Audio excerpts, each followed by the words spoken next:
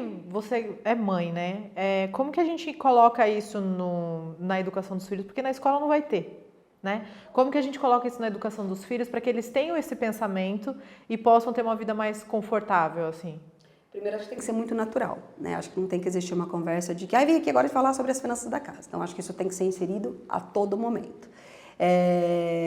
Quando eu comecei tive o Arthur, eu tive o Arthur com 24 anos, né?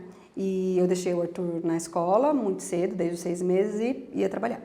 E para mim era muito natural eu compensar ele dessa ausência com presentes.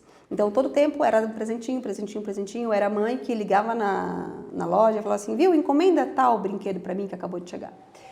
E teve uma época que ele tinha um quarto cheio de brinquedos. E eu achava aquilo muito normal. Tudo bem, eu falava assim, posso pagar e tal. Só que eu comecei a perceber que eu estava mexendo muito com o emocional dele. Porque ele percebia que a minha troca de afeto era através do brinquedo, do presente. E aí eu comecei a fazer algumas trocas com ele, né? Eu falei assim, tirei toda essa parte de consumo dele. Falava assim, filho, vamos trocar isso por experiências? Então, ao invés de eu te dar um brinquedo todos os meses, o que você acha da gente começar? Vou te dar um dinheiro, né? Então, naquela época a gente brincava de semanada, e você vai investindo isso, e aí você vai escolher quais experiências que a gente vai ter. Então, eu lembro que na época ele escolheu ir para a Comic Con, que era uma feira. Então, para ele foi muito legal, porque, nossa, eu dei o recurso para ele, né? E ele começou a investir, guardar aquele dinheiro, ele guardava no cofrinho. Mas ele falou assim, nossa, eu consegui isso. Então, é dar autonomia para a criança, escolher o que ela quer fazer com aqueles recursos que ela tem. Mas tem que ser o objetivo dela. Por exemplo, ir ao supermercado. Se eu perguntar para um pai e para uma mãe, você leva o seu filho no supermercado? Aí não leva. Você leva o seu filho na papelaria, quando é época de escola, para que ele possa escolher o material dele? Não leva. Um grande erro. Deve levar. A criança, ela tem que ouvir sim, e ela é importante que ela ouça não também. Você acha importante, por exemplo, quando vai num mercado ou até mesmo para comprar um material, dar um dinheiro na mão dela e falar assim, ó, é isso que você tem, faça as contas, o que você pode e o que você não pode comprar? Acho legal. Eu acho assim, acho que a gente precisa ajudar a criança a fazer essas escolhas, porque a criança também ela não tem a capacidade de entender isso, né? E é muito importante que a gente saiba qual que é a fase que a criança está. Então, por exemplo, hoje o meu filho mais novo, 7 anos, o João Rafael, ele está na época de alfabetização. Então, hoje eu consigo falar com ele R$5, R$10, R$20. Mas quando a criança não está na fase de alfabetização, não adianta você falar para ela R$10. Você precisa fazer trocas de coisas que façam sentido para ela. Então, por exemplo, o supermercado é um lugar super divertido e super legal para fazer isso.